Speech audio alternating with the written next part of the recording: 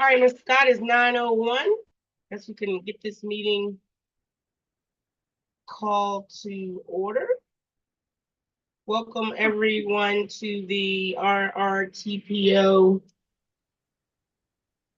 TAC meeting. Today's September 10th. It's 9:00 a.m. Could we have a roll call and certification of a quorum, Ms. Scott? Yes, ma'am. Town of Ashland, Miss Amos.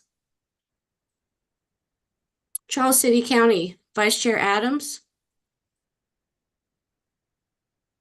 Mr. Mitchell. Chesterfield County, Miss Smith. Mr. Banuelos. Present. Goochland County, Mr. Goyne. Here. Mr. Coleman. Hanover County, Mr. Badunez. Mr. Hardman. Henrico County, Miss Smidler. Here. Mr. Yor. New Kent County, Miss Inman. Powhatan County, Mr. Shardine. City of Richmond, Chair Clark. Present. Capital Region Airport Commission, Mr. Rutledge. DRPT, Ms. Dubinsky. Here. Mr. Hudson. GRTC, Ms. Robinson. Here. Mr. Robinson. Here. Thank you. Plan RVA, Mr. Bushing. Here. Mr. Ariel. Present. RMTA, Ms. Simmons. Ride Finders, Mr. O'Keefe. Here. Thank you. VDOT, Ms. Rhodes.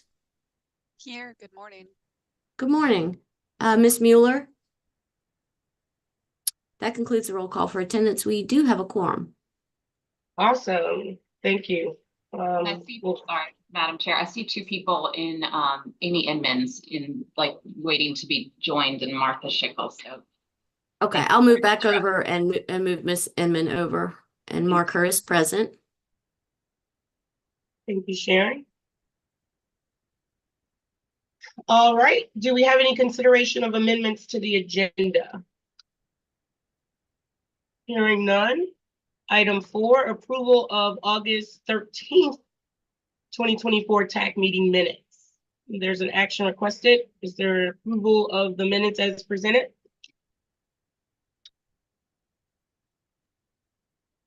this is Sharon, Sharon. I'll make a motion. Go ahead, Sharon. Okay. I'll second it. Go ahead, John. I'll make the motion for the minutes to be approved as presented. And Thank I'll you, second. Thank you, Sharon. All those in favor, any discussion? All those in favor, please, by voice vote, say aye. Aye. Aye. Aye. All those opposed, please say nay.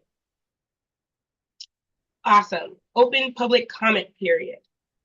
Miles or Ms. Scott, have we received any? No, ma'am, we haven't received any requests. Awesome. Moving on to item 6, TAC Chairman's report. Don't have one today as we're just getting started. And I will move on to item 7. This is a 24-27 Transportation Improvement Program amendment, a TIP amendment for FY25 FTA 5310 existing projects. This item, more information is on page 10. Hello? Yes, give me 1 second. I'll share my screen and we'll get started. Okay, everyone seeing that all right? Yes. Perfect. Yes. All right, thank you, Madam Chair, and good morning, everyone. So the first TIP amendment that we are bringing to y'all today is to update funding for human service providers in the region. This amendment request is to amend the TIP, updating funding for the 4 listed projects that you see. This amendment is being requested by DRPT, and the funding update requested for each of these projects represents a percent change of greater than 100% for each of these projects. That amount of change surpasses the TIP's amendment threshold, which then means that these changes have to be a full amendment recommended by the TAC and then approved by the policy board. So the 5310 program provides funding to assist local transit agencies, governments, and nonprofit groups in meeting the needs of seniors and people with disabilities. These projects combined represent a total of $1,599,000 in federal, state, and local funding, and 72% of that total funding will be coming from the 5310 program. Each of these projects are exempt from air quality conformity rules. So the first project is using 5310 funding to provide mobility management services in Chesterfield County. And the total cost of this project is expected to be $675,000. Funding for the second Chesterfield County project is being used for operating assistance, and the total for this project is expected to be $152,000. And then recipients of the 5310 funds for the Capital Area Agency of Aging and Senior Connections. The funding will be used for operating assistance with an expected total of $273,000. And then the next project, also for the Capital Area Agency on Aging and Senior Connections. So this project is using the 5310 funding for mobility management services, and the total cost of this project is expected to be $499,000. So today we are asking that the TAC recommend approval of these TIP amendments to the policy board. And if anyone has any questions, I'd be happy to take them.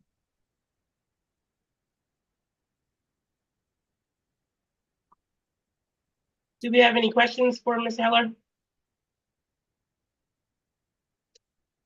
All right, hearing none, do we have a motion to support these TIP amendments?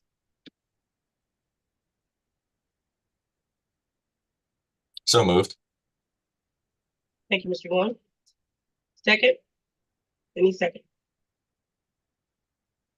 I'll second. Second. Oh, Either way. go ahead, Tiff. I'll second Deanna. Thank you, Tiffany. I was wondering, I was like, DRPT, come on. All right, we have a motion and a second. Any discussion? I guess we could do a voice vote on this, Miles. Or do you want a roll call? I believe we do roll call for TIP amendments. Is that right, Janice? Generally, we do. Yes, we can do a roll call vote. Thank you. Let's see. Miss Amos, Aye. Mr. Banuelos, Aye. Mr. Goin, Aye. Mr. Vidunez, Aye. Miss Smidler, Aye. Miss Inman, Aye. Chair Clark, Aye. Miss Dubinsky, Aye. Miss Robinson, Aye. Mr. Bushing, Aye. Miss Rhodes, Aye. and Mr. O'Keefe. Aye. Thank you. That motion carries. Thank you. Moving on to item 8. This is another TIP amendment for GRTC and existing projects. Ms. Ramos. Hi, good morning. I'm Carrie. I'm going to talk to you guys about the GRTC existing project TIP amendments. I just want to make sure everybody can see my screen and everything, and that's all good. Yes. Yep. Perfect. So thank you all for listening, and this is the background information for all of the projects. There are quite a few, so please bear with me. Background, the Transportation Improvement Program plans investments and federal obligations for the next 4 years. GRTC has made a request to update the funding for the current projects in the TIP for GRTC 004, GRTC 005, GRTC 008, GRTC 031, GRTC 56, GRTC 59, GRTC 56, 65, and GRTC 67. All of these projects are inside a former ozone maintenance area, and they are all classified as exempt and support projects included in the CLRP for Connect RVA 2045. So the first project is GRTC 4. It seeks to use 5307 funding to replace GRTC's rolling vehicle stock. The project totals about $50,000 or just under $50 million. with approximately 28% coming from FTA funding and the remaining funds coming from a combination of state and local funding, as you can see in the box below. The purpose is to improve community integration by providing safe transportation for individuals with developmental disabilities in Richmond. And moving on to the next project, we have GRTC 05. This seeks to use 5307 funding to provide transit amenities for passengers. The project totals about $20 million, with approximately 30% coming from FTA funding and the remaining funds coming from a combination of state and local funding. The purpose is to improve community integration by providing safe transportation for individuals with developmental disabilities in Richmond. Again, you can see the box below for more details. GRTC 08 is our next project. It again uses 5307 project funding. However, this time it also has 5339 funding to acquire paratransit vehicles and paratransit services in GRTC ridership.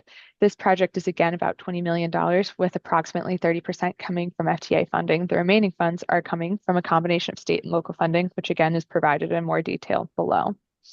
The purpose is to improve community integration by providing safe transportation for vehicles for individuals with developmental disabilities in Richmond.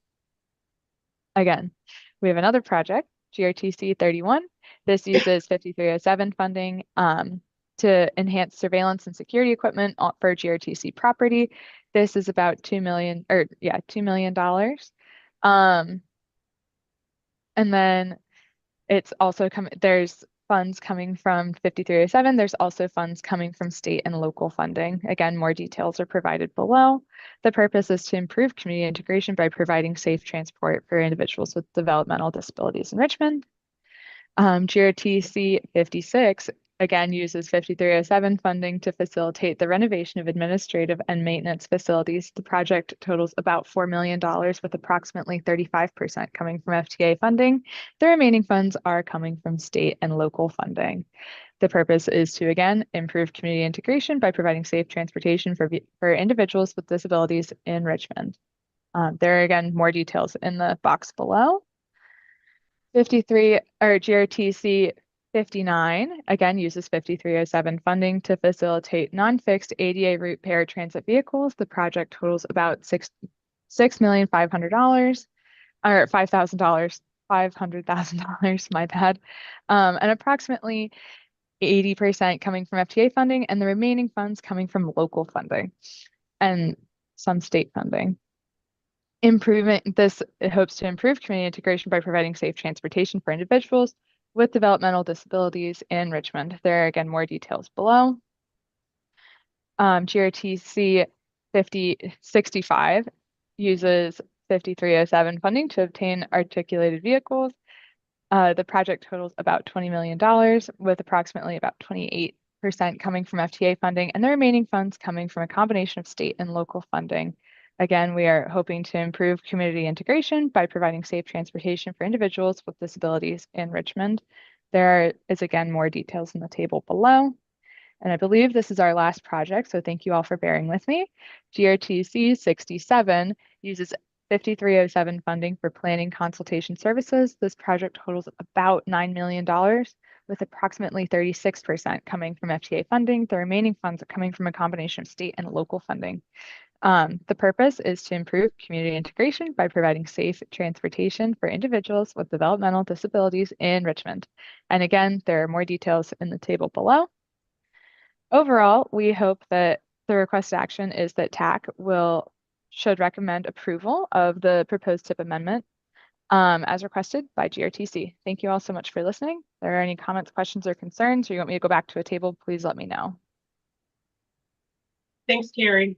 I do have a quick question, and then we can entertain a motion if necessary.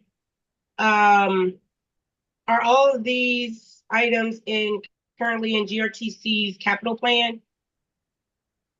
I'm not sure, but I Maybe can. that's Patricia or Cord.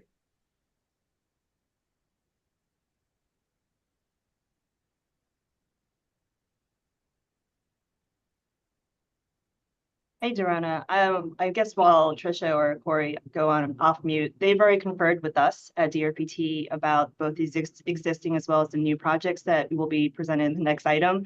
And so those are consistent. I do believe it also went to their board in terms of the approval. I know that they're trying to get these TIP amendments done so that they can execute some of these FTA grants before the closeout at the end of the month.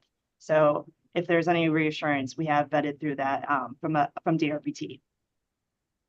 Yeah, I was sure of that with all the DRPT money Yes. that I'm sure they spoke with you. Yeah, so if we could just follow up with that just to make sure that there's alignment there with their existing plans, that would be good to know. Board? Yeah, I'm just chiming in. Yeah, I believe that it is included in our CIP program, but I just have to confirm with our capital improvements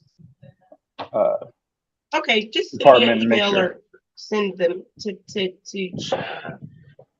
yeah, you can send me as the chair email or Miles just to let me know. That'll be good, helpful. Yeah, definitely. I have to check I'll have them myself. follow up with you. Okay, thank you.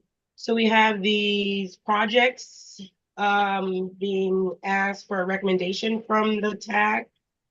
Do we have a motion for recommending approval of the proposed TIP amendments as requested by GRTC?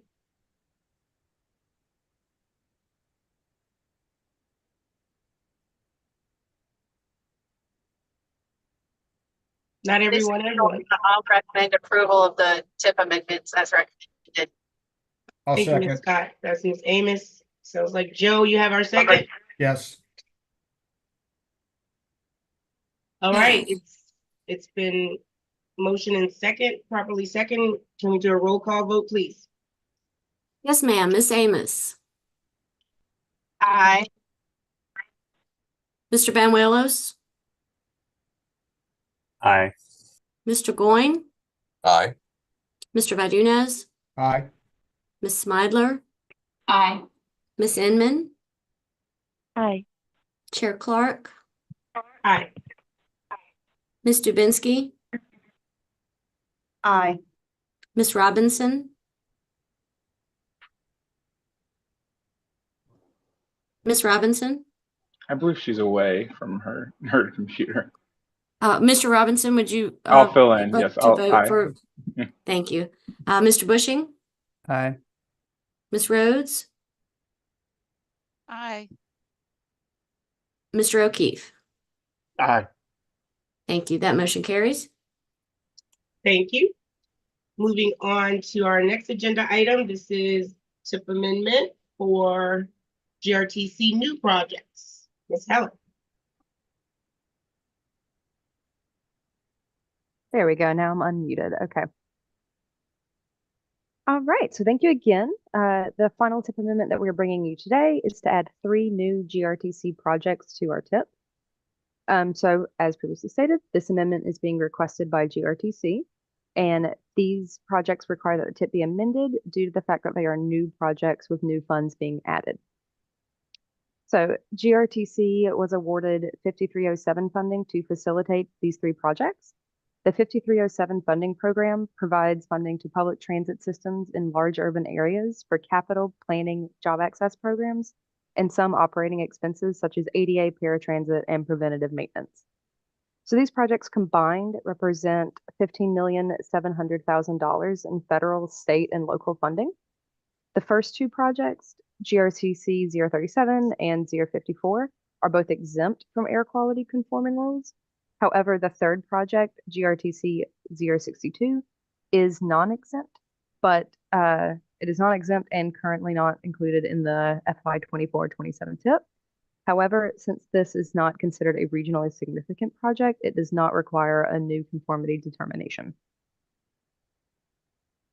So, this project is using 5307 funding to cover capital costs associated with the turnkey contract service of operating GRTC's van pool. FTA allows up to 50% of the cost of turnkey contract services to be funded with 5307 funds, and the total cost of this project is expected to be around $1,100,000.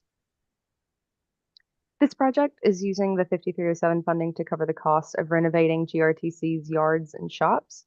Renovations will include installing a concrete pad on the property for a storage shed and improving the parking deck used both for employees and the GRTC fleet. And the total cost of this project is expected to be around $10,100,000.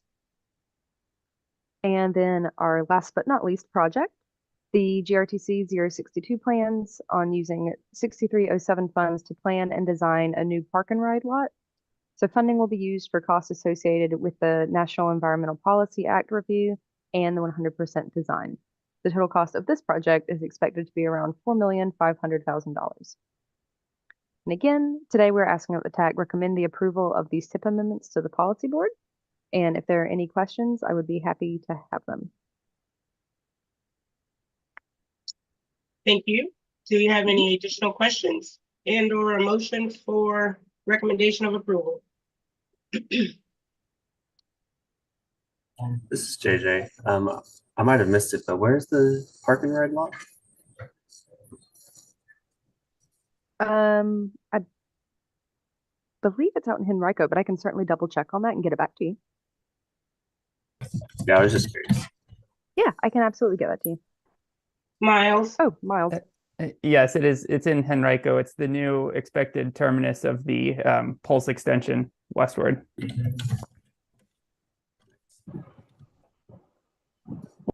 Thank you.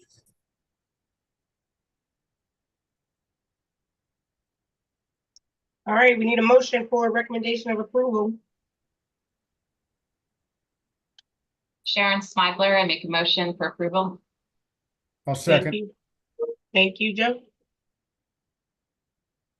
Ms. Right, Scott, Miss- roll call. Miss Amos,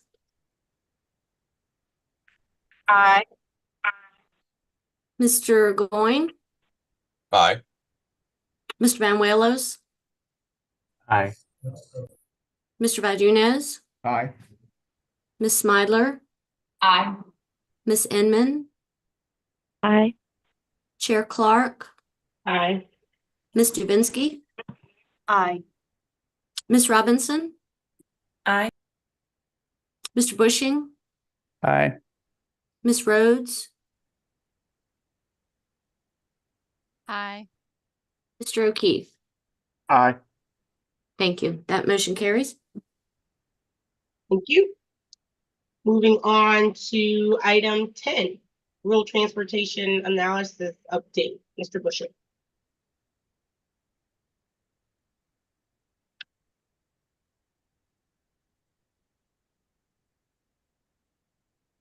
Thank you, Madam Chair. And this item is not an action request, it's just an update on the rural transit study. So just as a reminder for everyone, this rural study came from a policy board mandate about a year ago to look at public transportation options in the rural portions of the region and to work with DRPT to come up with a recommendation for service that was sustainable and fiscally constrained. The TAC reviewed that through the Public Transportation Working Group and ultimately made a recommendation through the TAC to the policy board, and that study was included in our work program for this year. So that effort is underway. Big picture goal is to understand and meet the needs of the rural communities by developing a set of options and then recommending a preferred solution that's practical, affordable, and sustainable. For the purposes of this study, the rural area includes the counties in green, so Charles City, New Kent, Hanover, Goochland, and Powhatan, essentially where there's no or limited fixed route service available. In terms of the project schedule, we have been working at this since the new fiscal year started, but we wanted to give you an update. So essentially there's 6 main phases that we're working through. The first is an existing conditions analysis, so just understanding the demographics, the service that exists today. The second piece of that is then building off of that to understand the need. What are the gaps? What isn't being met today that we would want to see? Through all of this, and this was something that came from the tax recommendation, is a strong effort to focus on public engagement and public outreach. And I'll go into that in a little bit more detail, but that's already started. It's ongoing now. And we'll be continuing that as relates to the needs all the way through November. once we have a good handle on the needs and existing conditions, it's going to be a quick turnaround. We're going to be identifying potential options, so alternatives. We'll be conducting an analysis to actually look at the feasibility, cost, potential ridership, all those details through our operational analysis phase, and that will be with the support of consultants. And then we'll develop a preferred recommendation that could be a single recommendation for the entire rural area, or it could be distinct for each locality, depending on what the needs are and what's being met. As you can see, this is a pretty compressed schedule. We're targeting a wrap up by the end of January. The goal here is to have a draft that's available by the time we go into DRPT's funding cycle. So the grant closes the beginning of February for most of DRPT's grants. So we were trying to line that up so that we could have at least a draft preferred alternative available at that point. Obviously, that is subject to the work with the localities, but that's the reason that we're on the schedule that we are right now. So what we wanted to do was spend a little bit of extra time just giving an update on the public engagement efforts and what we're doing right now. The first thing I want to acknowledge is that this study is not the first to look at service in the rural areas. I think, we know GRTC just completed the microtransit study a couple years ago. The localities have done their own studies. So what we've been doing is talking with all of the operators, with all of the localities and other interested parties like the Department of Health. I'm trying to understand what studies have already been done, gathering all the input that was received from those as a starting place. We are conducting in-person events, so we're trying to tag along with existing community events in each of the localities, trying to target at least 2 events in each locality. So that's ongoing. We had our first one back on a week ago on Saturday in Goochland. So we're continuing that effort. The other thing that we've done is we've launched a new online engagement portal. This is for Plan RVA as a whole. But this project is the first study that's going to be on there. So that is a new place for us to have centralized location about any ongoing planning effort. So you're able to see where you are, what stage of progress you're at, any related documents, as well as any surveys or anything that's ongoing we can post there. So we do have a survey. This is the QR code that'll take you to the page, and I'm going to keep putting the QR code back up, and I'll pull up an example of what the page looks like in a minute. But this is something that we are trying to promote right now at events and everywhere we go. We handed it out to the last policy board meeting. So anything you can do to share this, please do. We're trying to get as much input as possible.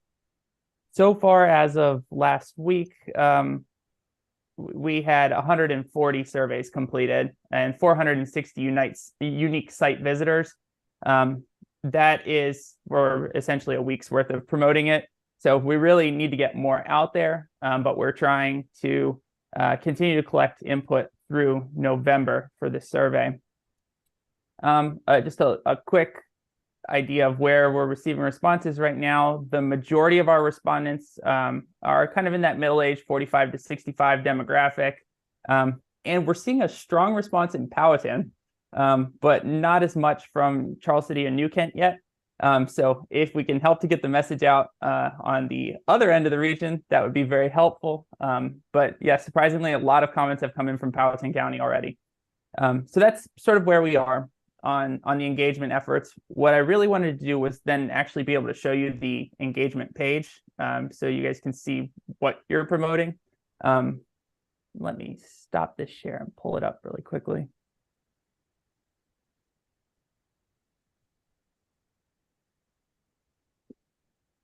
So the engagement platform for any of our projects is going to be engage.planrva.org. So easy to remember. When you get to the landing page, it's going to have open projects, and you can just click in and see what the project looks like. So the rural transportation analysis. And it gives you the information. So we have the survey right here. You can see the project timeline and see where we're at. It gives you upcoming public events, and you can actually ask a question, and this question will go directly to Dan Mata, who's the project lead on this one.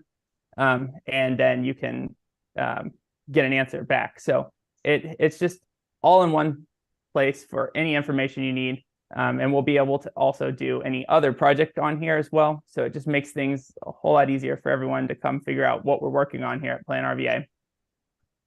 So this is the site. Again, it's engage.planrva.org.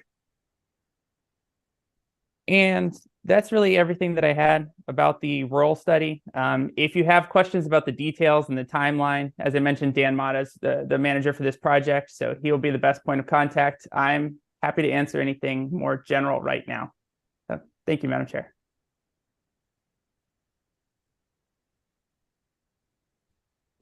Thank you. This is exciting. I think the page looks cool. I'm gonna go on there and do the survey. It says other, so that can be me. But yeah, very good. Do we have any questions or comments for Miles? Great discussion. All right, item 11, comprehensive climate action plan update. Hello, that would be me. Okay. Hi, Is everyone. Well, yeah, despite what my my name tag down here says, I'm actually Nicole Keller. Oh, sorry. No, it's not your fault. We shared a link. And new faces and everything. I'm sorry. I'm getting there. I know. So there's two Sarah Stewarts on right now, the real one and me. So yeah, as promised a few months ago, I'm back to give everyone an update on our CPRG Comprehensive Climate Action Plan. Just a quick reminder that this is the IRA funded grant from EPA to create a greenhouse gas reduction plan that covers the entire economy with the goal of reaching net zero by 2050, and it covers the entire MSA. So I have a slide I'm going to share in just a second. Before I do, I wanted to give you a quick update of where we are in the planning process and announce that the deadline for CPRG has been extended by EPA. It was due in August of 2025. It is now due in December 2025. So that gives us a little bit more time, which is lovely. Where we are in the planning process, we have pretty much finished our public engagement process. We had planned that working on the August 2025 deadline. So that has pretty much wrapped up. We will be communicating back out to the public what we've learned. We're still kind of sorting through all of that data. So I don't have that to show you today, but I probably will by the next time you see my face in this meeting. So let me quick share my screen. All right, do we see this slide? Can I get a thumbs up or something? Okay, thank you. Thanks a lot. Yes, this was just a reminder of what our goal was, and we will move on to the next one. There we go. Okay. So what I'm here today, in addition to giving you the updates, is to make an ask of you. So I have already visited the Tri-Cities NPO and had this, or not NPO, sorry, TAC, and had this conversation already. So thank you to them for giving me some space in their recent meeting to go over it. Both RRTPO and Tri-Cities, as you know, are updating our LRTPs. So my ask of everyone today is to figure out a way that we can align these plans. That could take many different forms.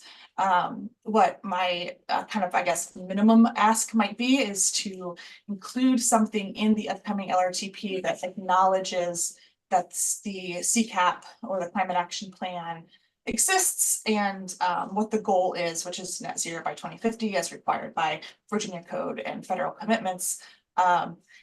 We could also talk about different ways that this could look, different ways we could align actions. Tri-Cities was graciously very open to this and excited to further expand this, I think, the sustainability sections of their, or aspects of their LRTP. So yeah, we don't have to decide today, but this is my ongoing ask to this body, is to think about how we can make these two plans align, because this really is a golden opportunity, the fact that both these plans are under development at the same time. And given the integral role that the transportation sector plays in our emissions profile here, I think it would behoove us to figure out how to give the CPRG plan a little bit more teeth by aligning it with existing regional plans. So that's that. And then the other thing I wanted to do today very quickly is to toss a few questions to this body for open discussion. We have a lovely draft list of actions that serve the measures for in our CPRG for the transportation sector. We are seeing that we are missing we have a little bit of a gap in how to address medium and heavy duty vehicles. We talked about this at the Tri-Cities NPO, I keep saying that, the Tri-Cities TAC meeting. And kind of, what can we do, especially for pass through? A lot of these kind of vehicles are just passing through our region. They're not necessarily initiating from here. Although there are some. So what do we do to support this sector and its sustainability efforts? So for example, one thing we talked about was a hydrogen fueling network. Obviously that's a very long-term goal, but this is a long-term plan. So we talked about how we can maybe build that out to support private trucking companies to be able to transition over their fleet, because obviously that they're not going to be able to do that if there's nowhere for their trucks to refuel along their paths. So how do we think about this sector? How do we think about alternative fuels for medium heavy duty vehicles? So I'm just going to pause there and see if anybody has comments or thoughts on this at this moment, and then we'll go on to number 2 here. Feel free to just come off mute and. Hey, Nicole, this is Yeah. Tiffany. Hey. So it did throw me off. I was sitting here thinking, that's not how That's Sarah. not Sarah. Sorry. So a couple of thoughts to think about. One is that I think it would be good for you to connect with Virginia Energy. So right now they you already connected with them on this because they submitted a CFI application that's looking at hydrogen hubs. Yes, but we actually supplied a letter of support for that. Perfect, because I gave contact information. So hopefully I didn't know if they followed through on that. Yeah. But I think it might be good to kind of keep connected with them as well as with BDOT. I know that we've had discussions with Aaron Belt and their Office of Transportation Sustainability. They're a little bit more focused on electrification because of the NEVI plan, but there's still discussions on hydrogen. The other thing, it kind of touches on your second point here, is that from the transit perspective, there's a lot of discussion about alternative fuels, which kind of falls in this medium heavy duty, not necessarily trucking, but kind of vehicle sector in general. And so there are a lot of plans that are underway, mostly focusing on electrification, but there are a couple of transit agencies that are exploring hydrogen and seeing how that works. In terms of plans, we are finishing up our Modernizing Transit Fleets plan, which is supposed to be a resource for our transit agencies in order to develop kind of a fleet transition plan, do some tools or have some tools in terms of financial planning and other variables in order to make a better kind of a better gauge of what the timeline would look like and what resources would need to be done and how ready a transit agency may be to kind of explore. And it's not just electrification, but hydrogen. It could also still be CNG. It could even be clean diesel, any of those options, but it really would be able to prime agencies to think about applying for any federal discretionary funding, as well as kind of thinking through that process at a local level. So I just wanted to provide that to you. You can follow up with me and I'd be glad to give you that information. There's a web page that's nested in our DRBT website, but it may be a little tricky to find. So just let me know. Yeah, that's great information. Thank you, Tiffany. What did you call it? You said it was the Modernizing Transit Fleet. Transit Fleet. Okay. Yeah. MTF, another acronym to throw out there. I'll make a note. Great info. Okay, other thoughts on how we can support the medium heavy duty trucking sector? Or cautionary tales against some sort of action? I guess another thought, have you also chatted with the port? on Yes. interest? So I we didn't actually know- have, yeah, thank you for that. We actually have a port specific measure in our plan. So we're working with them to make sure that the actions are aligned with their plans. Okay. Yeah, thank you. Okay. Well, hearing nothing, the second question again was about electrification. I just want to, we have a lot of actions already in our plan about electrification, but I just want to hear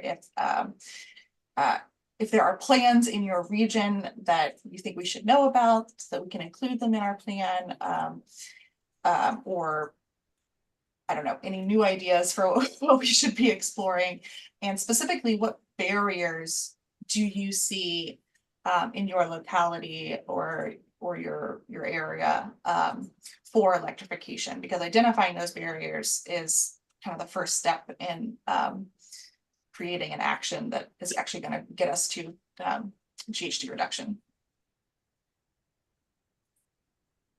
Yeah, Nicole, this is Diana.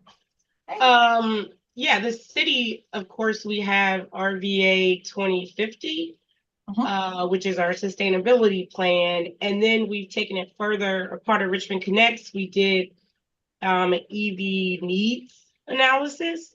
As you were saying, first figuring out what the needs are.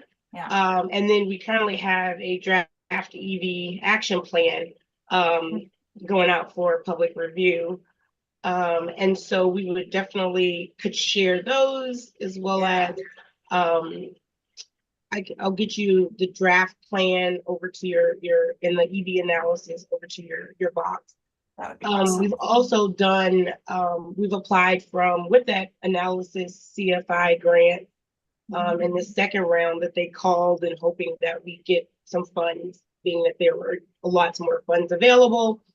And again, probably putting you with one of my staff that kind of does this all day, if you want any, assistance in this process. But again, we have found, I'm excited to hear this potential addition to the long range transportation planning process, because we found that while the Office of Sustainability exists, it doesn't exist with a lot of money, and transportation does have some of those funds to really push the EV forward. And so, yeah, I think that this is definitely a good move to tag, and actually in Richmond Connects, it's dual, transportation and RVA 2050 action goals are integrated into the process, so that they're working together as we look at technology and EV as another phase in where transportation is going. Yeah. Thank you for that, Dorona. I really appreciate those words. And just a reminder too, for everybody, kind of what this plan is going to end up doing in our region. This is going to form the roadmap for Plan RVA's resilience work until 2050, pretty much. Hopefully, at least that's my hope. And part of the goal here is to set up our localities to be able to go after those federal funds a little bit more easily. By having a plan or an action or something listed in the CCAP, that's one more plan to point to when applying to for a project for federal funding. We can also, find where there are commonalities across the MPO, and kind of lump desires together to make a stronger application. So we just have like a larger view of our regional needs. So that is really great. Any other thoughts on numbers 1 or 2 here? I think the biggest barrier we've heard and that I'm aware of is the capacity of the grid for electrification, especially if we're talking about transitioning large fleets like an entire district, school bus fleet, right? Just having the the grid capacity and connection point to make that happen. So that is something that we're very aware of, and we're trying to identify what steps we are needed to take in order to overcome that barrier. And a lot of that is addressed in our, or will be addressed in the energy section of the CPRG. But if there are thoughts on that specific barrier as well, we definitely welcome input there on what we need to do as a region. Yeah. Nicole, this is Yeah. Amy, and I apologize. My drivers went out, so my video and my audio are weird this morning. But anyway, so my question is about, you know, if we're thinking about how these medium and heavy duty vehicles are going to adapt, become electrified. It's my understanding, and I don't know if this is accurate or not, but the batteries would have to be so large that they would take up a significant capacity of like the freight, right? So like the truck capacity that you know moves its goods, it would take up a pretty significant amount of that space, reducing their ability to move as many goods. And the other thing I would like to know more about, and you may have addressed this in, you know, earlier on in the study, and I apologize if I haven't kept up with that, but what are the environmental impacts to these batteries? So I understand that the batteries may not have as many environmental impacts in the United States, but these minerals and these precious, you know, whatever it is that requires these giant batteries to properly work, you know, are fairly limited resources in other parts of the world that may be actually receiving more environmental degradation now than America, right? But now we're offing that environmental issue onto other probably much less developed countries. So that's a real big concern that I have. And I would like that to be very much disclosed and reported on. Also, I think that it isn't just about, I mean, certainly the electrical grid, I don't see how we can sustain that with all of these data centers coming and AI. And we know now that data and the energy is going to be required just for these giant data centers is well beyond the capacity that we could ever generate, I think, in any time certainly in my lifetime. You know, I just don't know how that energy is going to get, where that's going to come from, right? If we don't have fossil fuels and a mix of other sources. So I guess those are real serious concerns that I keep having. And if we're now bringing this into our regional planning process, you know, I think these things need to be answered. And I think that we all need to be comfortable, you know, with how these batteries are being made, where they're being made, what the impacts are to other parts of the world, and to the environment and the ecosystems in those areas, water quality, runoff, everything else. And also, how do the batteries, you know, they have a relatively short lifespan from what I understand. And if that's the case, then how do we recycle these? How much of the batteries are recyclable? Or are they just going to now go into our landfill? I think these are still questions that we have about our solar energy that, you know, I think we all would love to have it be very successful, but I think the question is still out there, is what happens when the life cycle of those, you know, those solar panels are expended, right? So I just don't know if we're trying to help one thing, right, but we have a lot of other negative or questions that are still need to be answered on these other energy sources. So that's all I have. More questions than anything, but I just feel like they're very relevant if this is now going to become part of our planning process.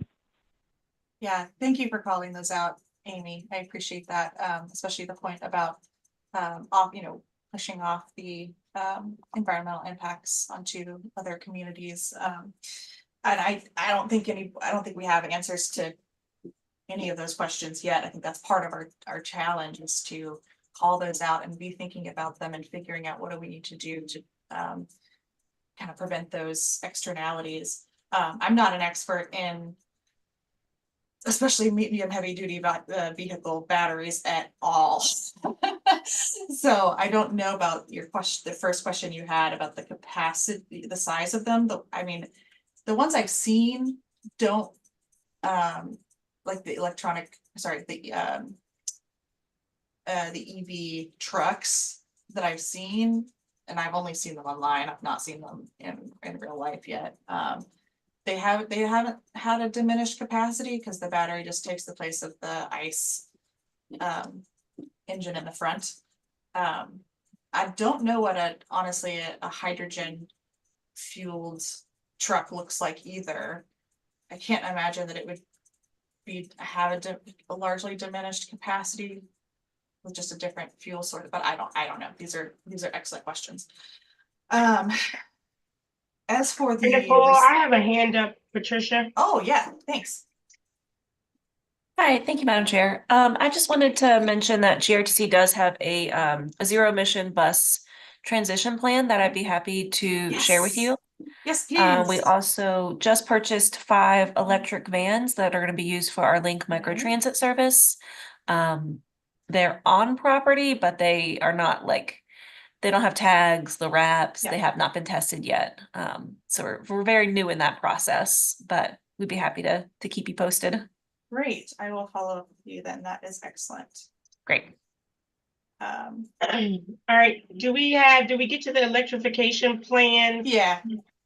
Because I do want to reiterate what Amy said. I think that when we are talking about anything new and projects, you think about, I like to think about, I think what Amy is saying is in line with like gentrification, and those offsets. So we do want to ensure that we acknowledge those things when talking about it, because without monitoring or some consideration of them, we may cause problems that we aren't intending to.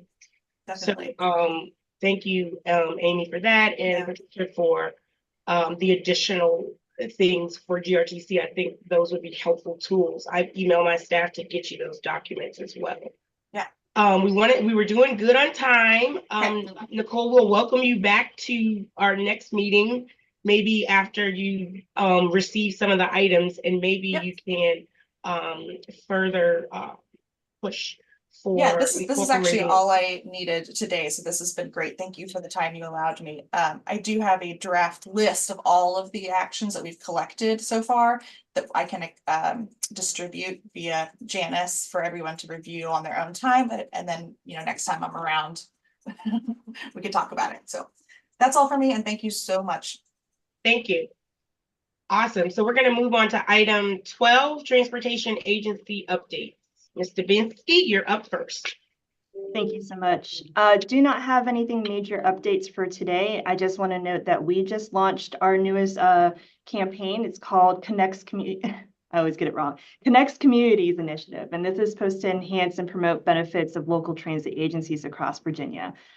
This one is really focusing on increasing awareness and usage of public transportation options, highlighting their role in creating a connected and thriving community. So we do have some customizable ads as well as some partner toolkits that we can make available, and I'll have that in our agency update. And as always, we note a couple of funding opportunities, one from FRA about the Railroad Crossing Elimination Program that's closing on the 23rd. And so if you need any technical assistance, you can reach out to DRPT about that item. And then the Reconnecting Communities pilot program, the USDOT had put out that notice, and those applications are due September 30th. And so that's all I have for my update. Thank you. I know Richmond, we're working on some of those FRA grants in coordination with DRPT. So thank you for that team with the rail that's been leading that. It's been very helpful for the city. GRTC update. Yeah, that's me, Corey. Which is great. A lot of the things that are included in this update have been talked about previously in this meeting at some point. So you'll be on the lookout for that in this announcement. But August was a August at GRTC was a month of historic decisions and new directions. The first of the two pieces of news come from our partners at Henrico County, who acquired land for the aforementioned future end of line for the Pulse along the Parham Road extension, to create a new West End transfer station with an enclosed waiting area, park and ride, and a Pulse layover facility.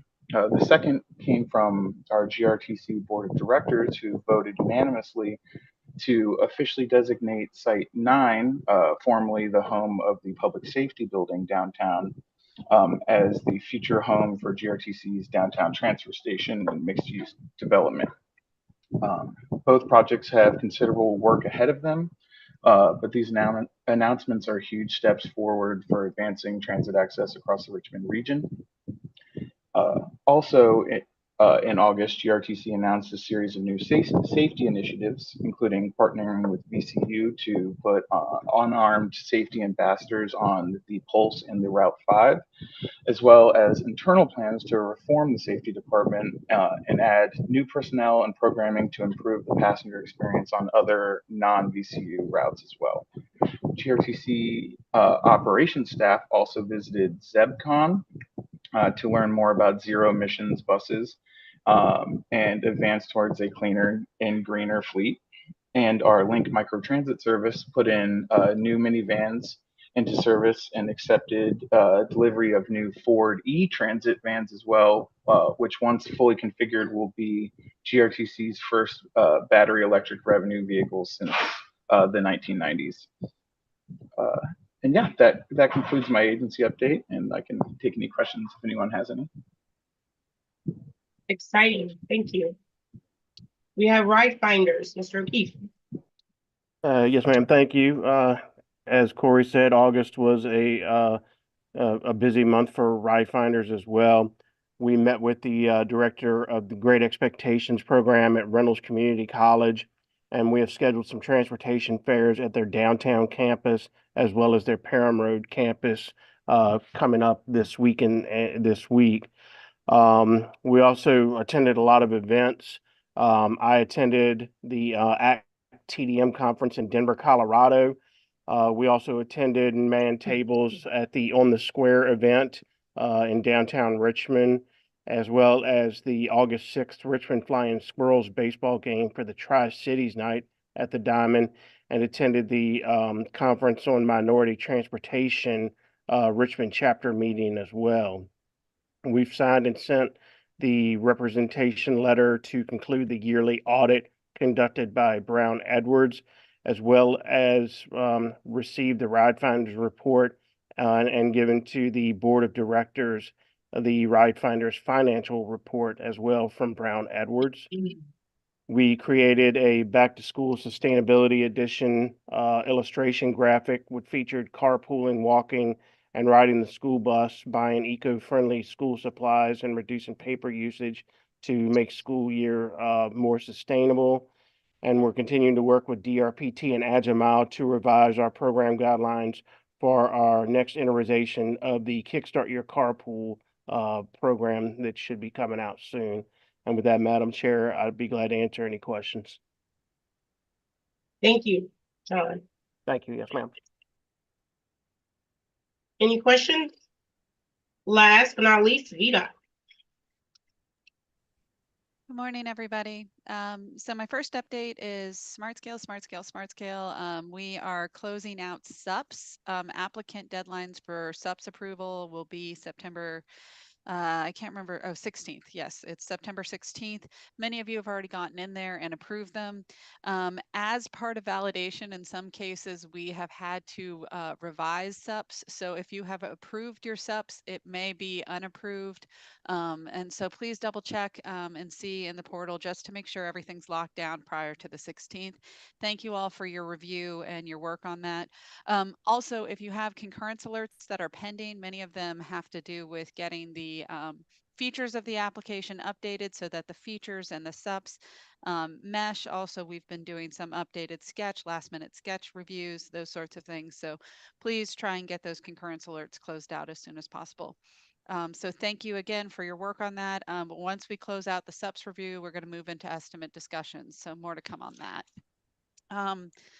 Moving into our next item, the Fall Line Trail DB2, the portion that's located in the Tri-Cities MPO is anticipated, the RFP is anticipated to be on the street this month. So we are looking forward to that. And we have 2 public hearings, citizen information meetings in the area. There is a willingness to hold public hearing request for comment for the I-64 Oilville Road roundabout for Goochland County. Request may be submitted until today, so if anybody's interested in making that request. And then we have a citizen information meeting scheduled for the Mayo Bridge on September 17th at Plan RVA starting at 5 p.m. So those are the 2 public hearing citizen information meetings I wanted you all to be aware of. And that is it from me, Madam Chair. Thank you. Thank you, Sarah. Thank you. Any questions for VDOT? All right, hearing none. Item 13, information item. Make sure you all review the Plan RVA newsletter, the Better Together Connector. Item 14, do we have any member comment? Thank you. We do have one. Salu? Thank you, Madam Chair. This is Sulabh. The RRTPO Policy Board approved the establishment of the Long Range Transportation Plan Advisory Working Group last Thursday. So I would request TAC to provide their participant in that group or any designee to myself or Miles or Janice. We want to get the names as soon as possible so that we can get the process started. Most of the advisory work group meetings would be virtual, but we just want to make sure that the first meeting is in person so that everybody gets to know about each other. So just wanted to request the TAC members that if we get to know the person who's going to sit into the LRTP working group as soon as possible, that should be helpful. Thank you, ma'am. Thank you. I'm typing my name now. So everybody in TAC, Sulabh is asking that we provide a name for that person that's going to be working on the long range transportation plan. And I guess I'm going to probably submit 3 names just as an order. Is that okay? Yeah, that should be fine. Okay. Awesome. Any other member comments? Hearing none. Item 15, our next meeting is October the 8th. This year has flown by. It'll be at 9 a.m. Hearing no additional comments or questions, this meeting is adjourned. Have a great day.